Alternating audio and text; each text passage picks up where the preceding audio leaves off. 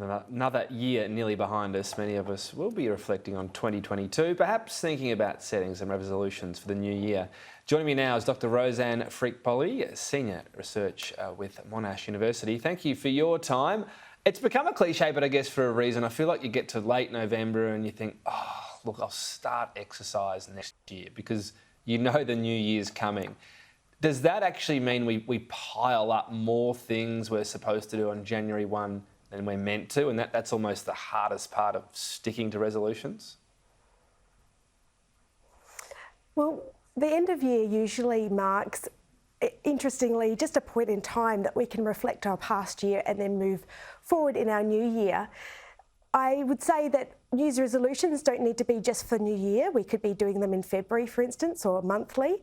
But it does tend to be in our society something that we do discuss around the end of year, maybe because we have a bit more time and we're around our friends and relatives. So we can use this as an opportunity just to have a good chat about them. Yeah, and so your point being, you know, they don't have to start on January, they might start in February or March. When people make these resolutions, what are the most common reasons for them going by the wayside? Because I feel like if we miss a couple, we say to ourselves, well, you've failed, whatever, give up. Is it about sort of not worrying about the ones you've missed, but the ones you're going well on? I think with New Year's resolutions, it's just really important to make sure that we're taking small steps to the larger goals. So I would highly recommend people to really think, okay, if they want to be, for instance, more physically active, to start small. Maybe it's a 5-minute walk a day, rather than thinking that they have to start with an hour or high intensity impact exercise. And I want to just highlight here that maybe thinking beyond the current or known risk factors for our health, usually they're around healthy eating or physical activity. My research has shown that socialising is actually really important and really great for your health and survival.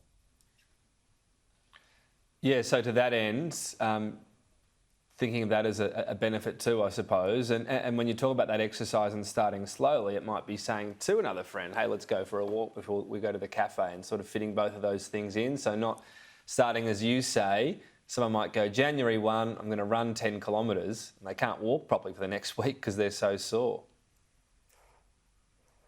Exactly. So starting small, having long-term goals, and thinking maybe a little bit about what are the reasons why you're wanting these changes in your life. Is it because you want to be more fit? Is it because you want to play with your children and not be puffed out? For instance, the reasons behind making changes in your life are actually really important, rather than the changes themselves. They can be great motivators. So if you can talk about or think about those motivators behind the actions, then we find that people will sustain or actually do their New Year's resolutions. So it's important to go a bit deeper with your New Year's resolutions. So, how they're changing as well, are we seeing resolutions change a bit? With the first thing I do, not so much a resolution, but every time I'm on holiday, so at this time of year, is delete Twitter. I just think I don't need that until I'm working again. Are people sort of thinking of new things that might be around, maybe not online shopping or something like that? Yeah. So with technology, it can be good for you and bad for your health. We know that social media does have some negative impacts. However, some people really enjoy it as a socialisation tool, and if you do face-to-face phone or like FaceTimes, Zoom, these are actually counted as interactions, social interactions, and can be beneficial for your health.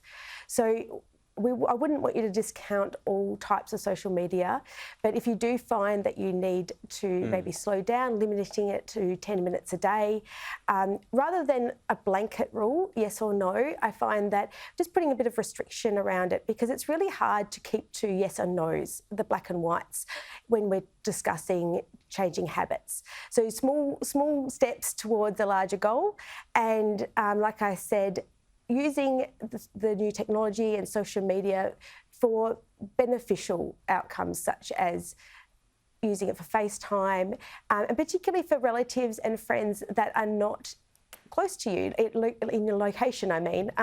So it's a really great way of having a in-depth conversation, being able to read people's facial cues while having a conversation is really helpful for sustained friendships and generally having a better well-being after a phone call. All right, so keep things modest and keep socialising, and two of those things, which I think we can all do over Christmas. So there you go, some good advice there, Dr. Rosanne Freak-Poli. Thanks for your time. Thank you.